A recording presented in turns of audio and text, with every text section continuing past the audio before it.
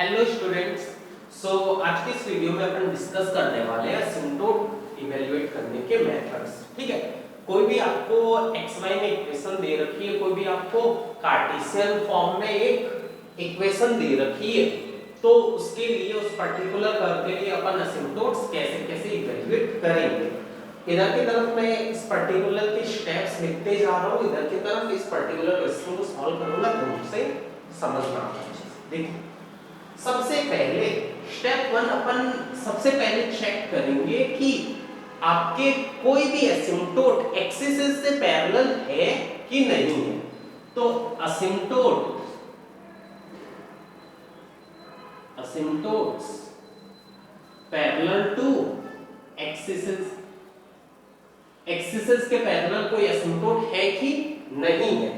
तो देखो, असिम्प्टोट अगर अपन को इवैल्यूएट करनी है एक्सिस के पैरेलल, तो उसके लिए आप क्या करोगे, जो हाईएस्ट डिग्री है x या y की, अगर मैं बात करता हूं पहला पार्ट इसमें पैरेलल टू x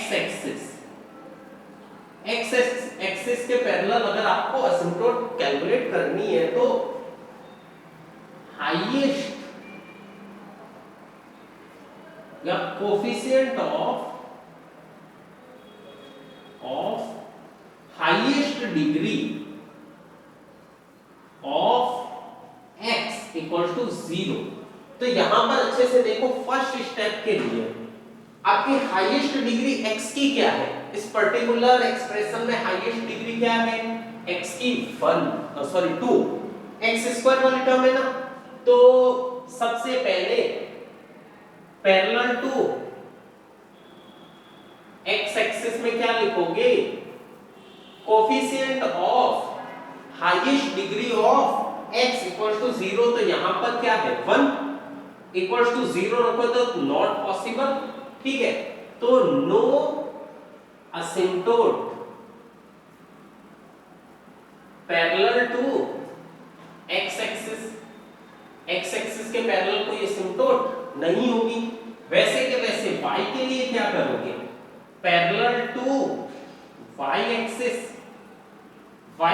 के पैरेलल कैसे कैलकुलेट करोगे, उसके लिए आप coefficient of highest degree of y equal to 0। ठीक है, अब देखो पैरेलल टू y एक्सिस के पैरेलल हाईएस्ट डिग्री का कोफिशिएंट क्या है, हाईएस्ट डिग्री है y की पावर 2 है ना। यहां पर ये मत ले लेना, ये तो आपके y की पावर तो 1 ही है ना। तो हाईएस्ट डिग्री वाली टर्म है 2y², इसका कोफिशिएंट है 2, कोफिशिएंट है 2, तो 2 इक्वल्स टू 0 रखोगे तो नॉट पॉसिबल। तो no asymptote parallel to y axis. ठीक है, अब दूसरा आता है आपके ऑब्लिक असिम्प्टोट। ऑब्लिक के लिए क्या करोगे, ऑब्लिक के लिए सिंपल वही स्टेप्स जो मैं बता रहा हूं फॉलो करने। तो इसको मैं हटा रहा हूं, है ना। अपन ने पैरेलल टू एक्सिस के देख ली, कोई असिम्प्टोट नहीं है। अच्छा, एक्सिस के पैरेलल तो कुछ नहीं है, तो दूसरा स्टेप आपके ऑब्लिक असिम्प्टोट का है। तो देखो, सबसे पहले क्या करोगे, आप फंक्शंस जो आपके डिग्री के अकॉर्डिंगली एक्सप्रेशन को अलग अलग करोगे। जैसे लेट सपोज पूरे एक्सप्रेशन की हाईएस्ट डिग्री है n, ठीक है, तो आप fn ऑफ x, y निकालोगे, fn - 1 ऑफ x, y निकालोगे, fn - 2 ऑफ x, y निकालोगे एंड सो ऑन। ठीक है, ये सब निकालने के बाद put x equals to 1 and y equals to m। तो देखो, इधर मैं अच्छे से देखूं तो हाईएस्ट डिग्री वाली टर्म है 2 वाली, तो f2 of x, y equals to x² plus 3xy plus 2y²। ठीक है, उसके बाद क्या करोगे, f1x, y इक्वल्स टू, अच्छे से देखो 1 वाले टर्म में 3x माइनस 2y और कांस्टेंट टर्म आपके है 1। ठीक है, अब इसमें आपके लिए लेट मान लोगे कि let y equals to mx plus c are asymptotes।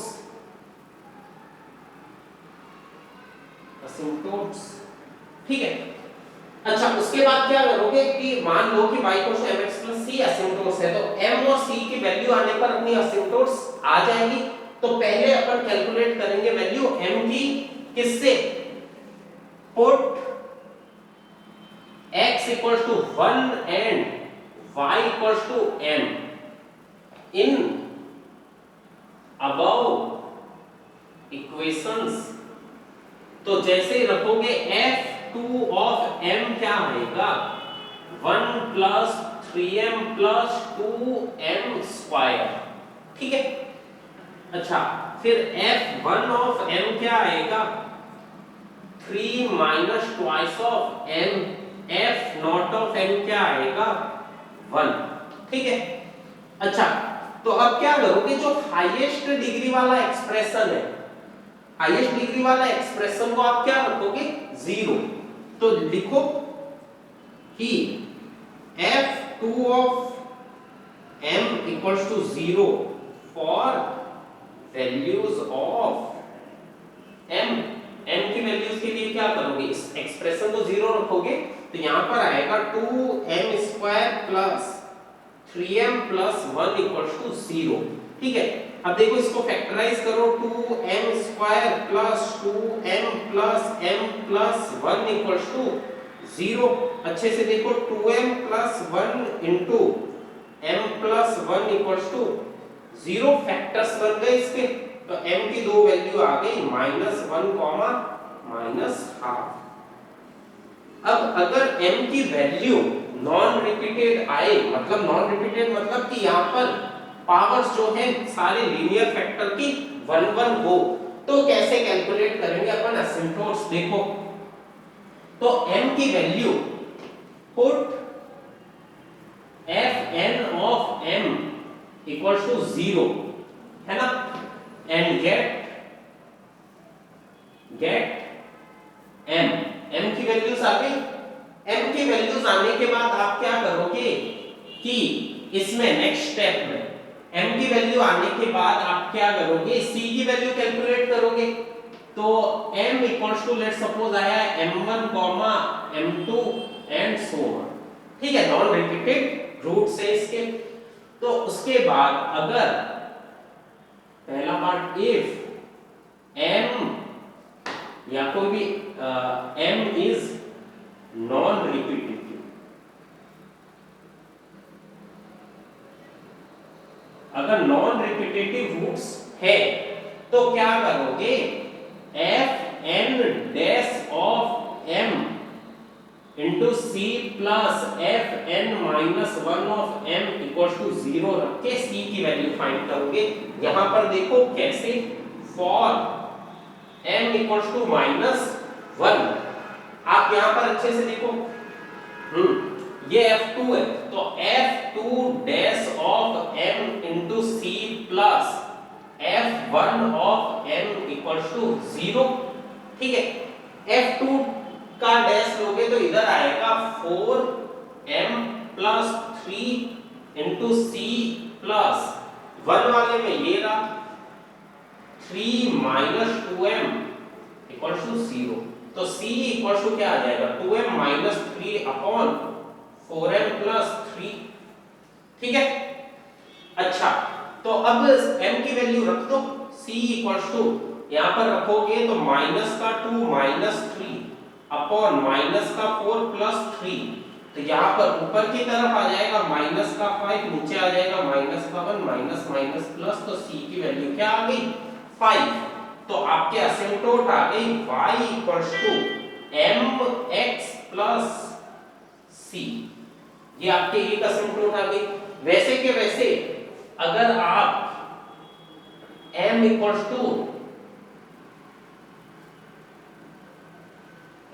To minus half लोगे, ये वैल्यू माइनस हाफ के लिए भी ऐसे ही असिम्प्टोट कैलकुलेट कर लोगे, तो वही यही c की वैल्यू तो यही रहेगी, m की वैल्यू चेंज हो जाएगी।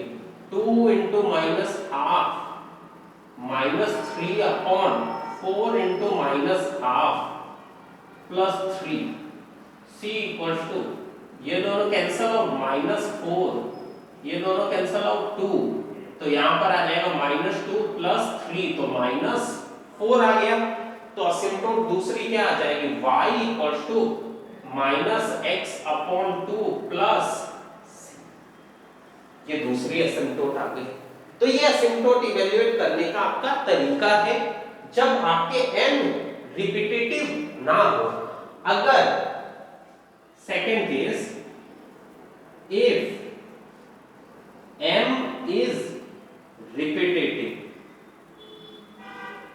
अगर आपके m की वैल्यू रिपीटेटिव होती है तो उस टाइम क्या करोगे कि f double dash of n, अगर आपके दो बार वैल्यू रिपीट हो रही है तो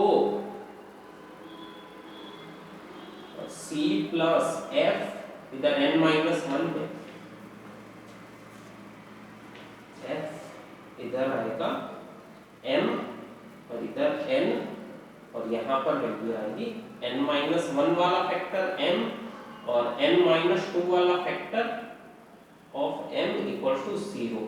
ठीक है, उस टाइप से अपन c की वैल्यू अगर रिपीटेटिव आ गई, 3 बार रिपीट हो गई, तो f ट्रिपल डैश से इक्वेशन बनाओगे, यहां पर लिख देता हूं इक्वेशन कि भाई जो हाईएस्ट डिग्री है उसका 3 बार डेरिवेटिव लोगे, c cube upon 3 factorial plus, फिर उसके बाद जो नेक्स्ट छोटी डिग्री है n-1 वाली, उसका 2 बार डेरिवेटिव लोगे, मतलब बेसिकली c की जितनी पावर आती है साथ में उतना ही डेरिवेटिव आता है, plus f dash of n-2 of m c upon 1 factorial plus f of n-3 ऑफ m इक्वल्स टू 0। ठीक है, चलो इस पर अपन एक दो प्रॉब्लम सॉल्व करते हैं। ये दोनों, ये जो आपके दोनों ऑब्लिक और पैरेलल के स्टेप से एक बार नोट कर लो, ठीक है, और नेक्स्ट प्रॉब्लम जो मैं देख रहा हूं वो ट्राई करना है ना। देखो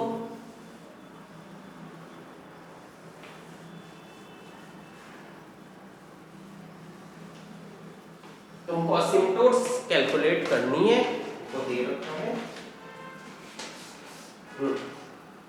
असिम्प्टोट तुमको कैलकुलेट करनी है। इसके लिए y cube minus x square y minus 2xy square plus 2x cube minus 7xy plus 3y square plus 2x square plus 2x plus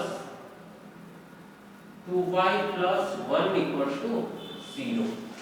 ठीक है, अब देखो इस पर्टिकुलर के लिए असिम्प्टोट कैसे निकालेंगे। देखो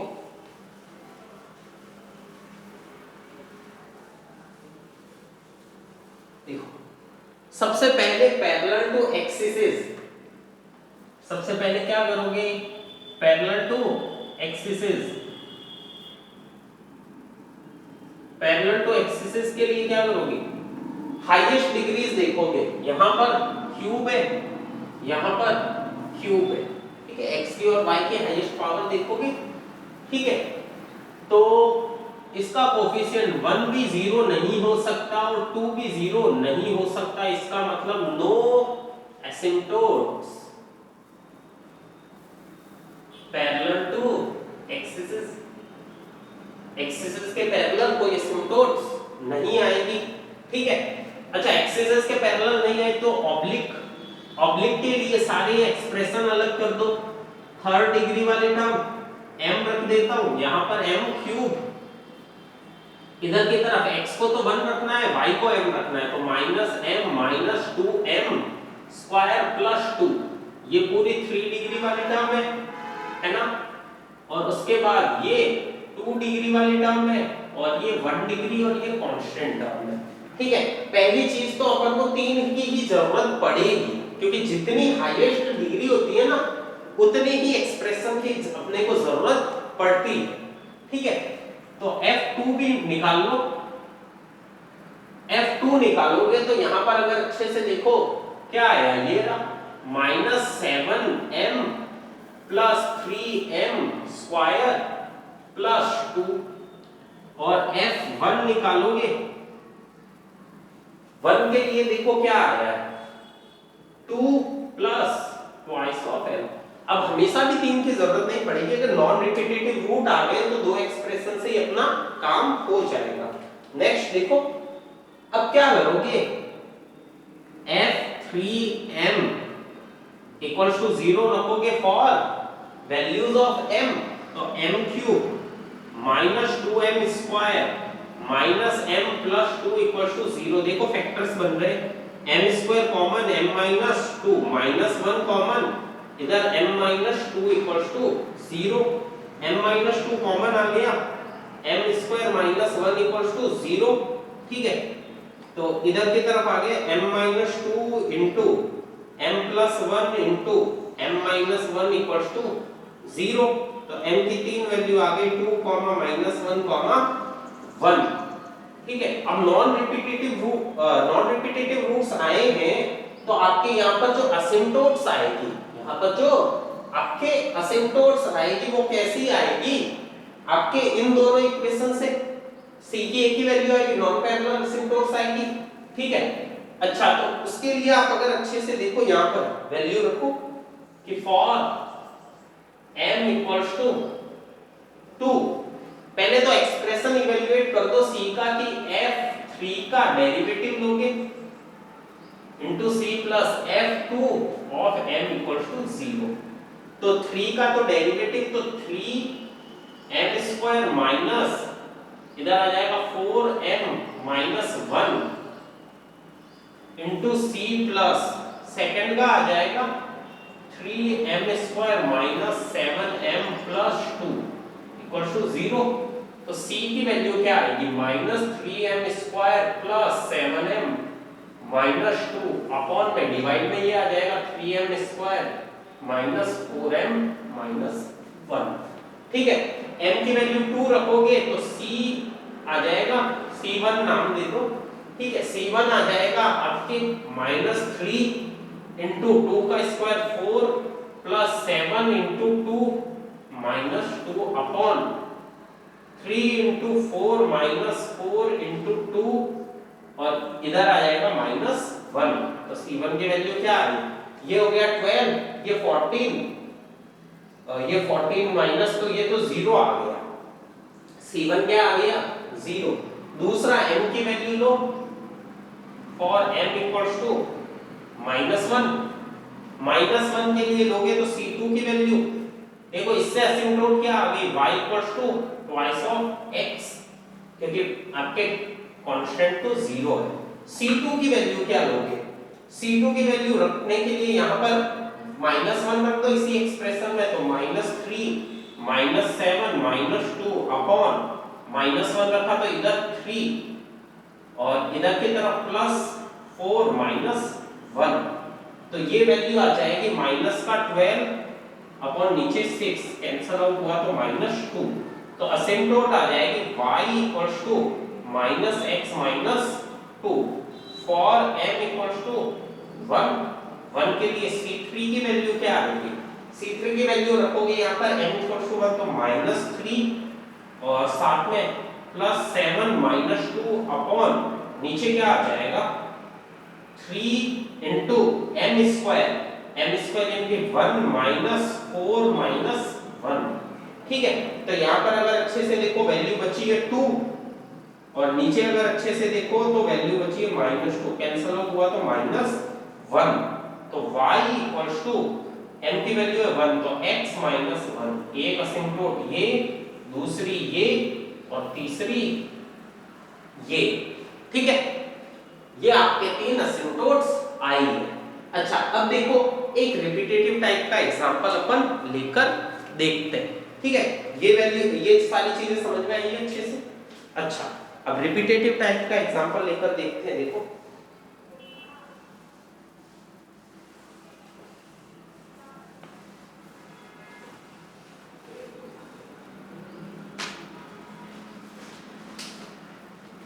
देखो यहां पर आपके आएगा under asymptotes of y cube minus x y square minus x square y plus x cube plus x square minus y square equal to 0, ठीक है। तो f3 ऑफ m कैसे निकालोगे? f3 ऑफ m के लिए क्या करोगे? यहां से m cube minus m square minus m plus 1, ये पूरी 3 डिग्री और ये 2 डिग्री, दो ही टर्म है, तो 2 डिग्री वाली टर्म भी लिख दो 1 माइनस m स्क्वायर, ठीक है। अब उसके बाद m की वैल्यू निकालने के लिए एक्सप्रेशन 0 रखोगे, जो 2 वाला आया है तो 2 वाला एक्सप्रेशन 0 रखो, सॉरी 3 वाला, तो m cube minus m square minus m plus 1 equal to 0। इन दोनों में से m स्क्वायर कॉमन आ रहा है, बच गया m माइनस 1 कॉमन ले लो, m माइनस 1 इक्वल टू 0। तो m माइनस 1 का whole square into m plus 1 equal to 0, तो m की वैल्यू आ गई 1, माइनस 1, ठीक है। तो रिपीटेटिव रूट है, तो इसकी असिम्प्टोट कैसे निकालोगे? देखो इसकी असिम्प्टोट निकालने के लिए मैं रिपीटेटिव वाली अच्छे से निकाल लेता हूं, नॉन रिपीटेटिव वाली ये वाली मेरे को कमेंट करके बताना कि कैसे आ रही है। तो देखो यहां पर f3 double dash of m c square upon 2 factorial plus f2 dash of m into c upon 1 factorial plus f1 of m equals to 0, ठीक है।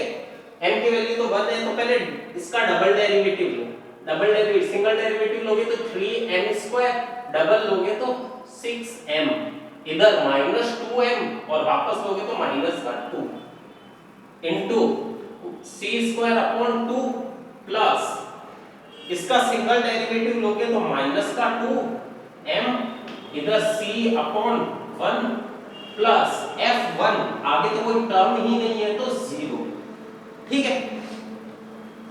जो आपके टर्म अवेलेबल ही नहीं उसकी वैल्यू क्या होगी? 0। तो यहाँ पर m की वैल्यू रखोगे क्या? 1, m की वैल्यू 1 रखते ही आ जाएगा 4, 2 से कैंसिल आउट, तो 2c स्क्वायर, इन दोनों में से minus 2 into c equals to 0, तो c into c minus 1 equals to 0, c की दो वैल्यू आई 1, 0, तो दो असिम्प्टोट आएगी y equals to x plus 1 और y equals to x plus 0, ये दो असिम्प्टोट्स आएंगी, y इक्वल्स टू x और y equals to x plus 1, ठीक है।